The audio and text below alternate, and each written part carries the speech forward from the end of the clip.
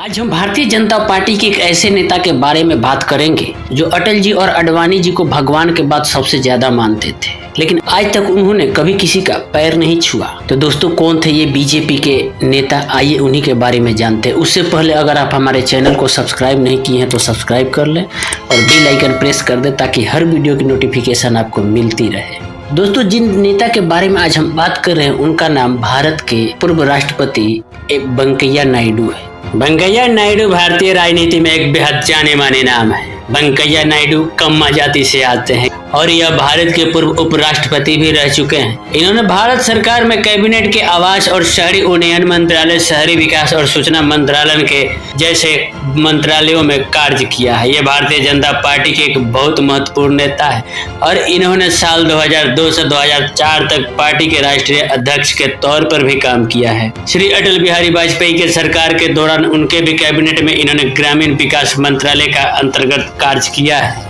दोस्तों, वेंकैया नायडू का जन्म 1 जुलाई सन 1949 में आंध्र प्रदेश के नेल्लोर जिले में चावतालपेम नामक ग्राम में हुआ था। उन्होंने अपनी स्कूली शिक्षा नेल्लोर के बीआर हाई स्कूल से की और बीआर कॉलेज से राजनीति में स्नातक किया। इसके उपरांत उन्होंने पुणे विशाखापट्टनम के Andhra university of college and law से लॉ की डिग्री प्राप्त की। वेंकैया नायडू का जन्म एक किसान परिवार में हुआ था। इनके पिता का नाम रंगैया नायडू और माता का नाम रमानम्मा था। ये एक समृद्ध परिवार से ताल्लुक रखते थे। बचपन में ही इनकी रुचि राजनीति समझने में रही थी, अतः उच्च शिक्षा के लिए इन्होंने राजनीति ही चुना। अपने कॉलेज के दिनों में दक्षिणपंथी विचारधारा से प्रभावित है और राष्ट्रीय स्वयंसेवक संघ के स्वयंसेवक भी रहे। जल्द ही इन्होंने छात्र राजनीति में छलांग लगाई और अखिल भारतीय विद्यार्थी परिषद के सदस्य हो गए। अखिल भारतीय विद्यार्थी परिषद भारतीय जनता पार्टी का छात्र संघ है।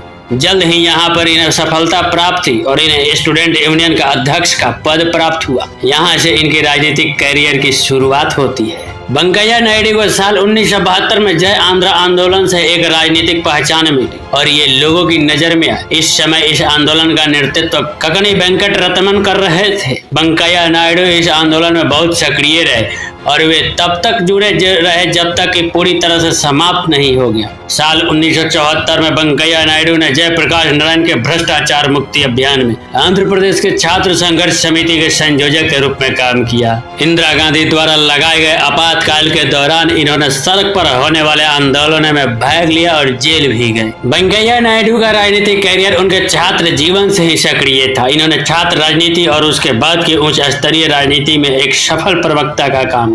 इनकी वाक्य शक्ति का किसानों और पिछड़ी जाति के लोगों पर बहुत गहरा असर हुआ। इन्हें अपनी राजनीतिक क्षमताओं के बल पर आंध्र प्रदेश विधानसभा में उदयगिरी विधानसभा क्षेत्र से 2 बार विधायक बने।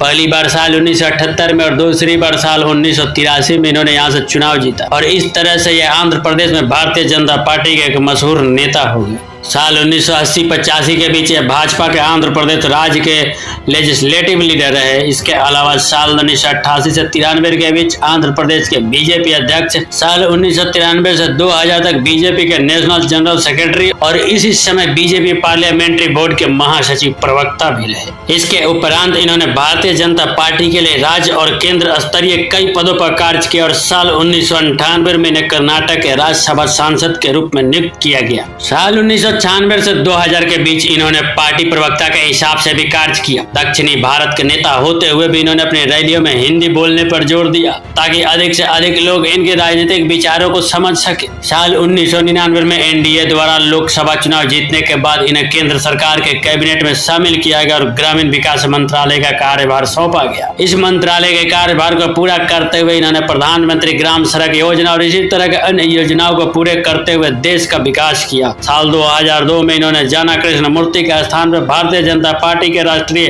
अध्यक्ष का कार्यभार संभाला। इनके कार्यशैली को देखते हुए साल 2004 में इन्हें बिना किसी विरोध के पूर्ण 3 वर्ष समयावधि के लिए राष्ट्रीय अध्यक्ष नियुक्त किया गया। साल 2004 के बीजेपी द्वारा संचालित राष्ट्रीय जनतांत्रिक गठबंधन की सरकार की हार पर इन्होंने पार्टी के राष्ट्रीय अध्यक्ष पद से 18 अक्टूबर 2004 को त्याग पत्र दे दिया और उनके स्थान पर लालकृष्ण आडवाणी ने कार्यभार संभाला। हालांकि इसके बाद भी आंध्र प्रदेश में भारतीय जनता पार्टी का चेहरा बने रहे। इन्हें कर्नाटक राज्यसभा पद से पुनः साल 2004 और साल 2010 में नियुक्त किया गया। अप्रैल 2005 से ये भारतीय जनता पार्टी के उपाध्यक्ष भी रहे। साल 2014 में भारतीय जनता पार्टी की ऐतिहासिक जीत के बाद इन्होंने शहरी विकास मंत्री के रूप में शपथ ली थी। वेंकैया नायडू की अपनी एक संस्था स्वर्ण भारत ट्रस्ट के नाम से चलती है। इस ट्रस्ट गरीबों के बच्चों को शिक्षा प्रदान करने का और युवाओं के लिए सेल्फ एम्प्लॉयमेंट ट्रेनिंग देने का कार्य करती है और साथ ही कई युवाओं को अपने पैरों पर खड़े होने का अवसर प्राप्त हो जाता है। इसी संस्था की सहायता से महिला सशक्तिकरण का कार्य भी किया जाता है।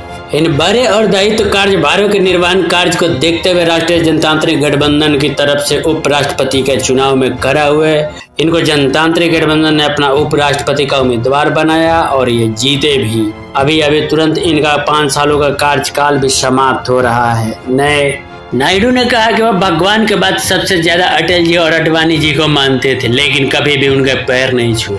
हालांकि उन दोनों के लिए मेरे मन में सम्मान और लगाव वैसा ही रहा। उन्होंने आगे कहा कि मैं ये बात इसलिए कह रहा हूँ क्योंकि कड़ी मेहनत से आप सफलता के सोपान तय कर सकते हैं। आपकी मेहनत की आपको सफलता जरूर दिलाएगी। राजनीतिक कैरियर में वेंकैया नायडू ने बताया कि जब शहर में पार्टी के बड़े नेता आते थे तो मैं पोस्टर चिपकाता था, रात में दीवारों पर लिखा करता था। उन्होंने कहा कि जब हमारे यहाँ अटल बिहारी वाजपेयी की सभा हुई थी तब मैंने तांगा पर बैठकर प्रचार किया और पोस्टर लगाए।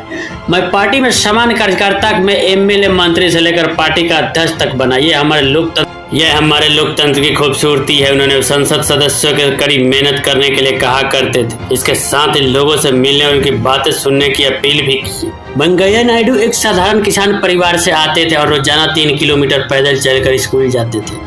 उन्होंने एक और किस्सा सुनाया था कि नायडू ने 5 साल पहले पीएम नरेंद्र मोदी उस फोन कॉल का भी जिक्र किया जिसमें पार्टी की तरफ से नायडू को उपराष्ट्रपति के लिए चुना गया था। उन्होंने कहा कि जिस दिन पीएम मोदी ने फोन कर बताया कि मुझे उपराष्ट्रपति के लिए चुना जा रहा है तब मेरी आंखों में आंसू आ गए।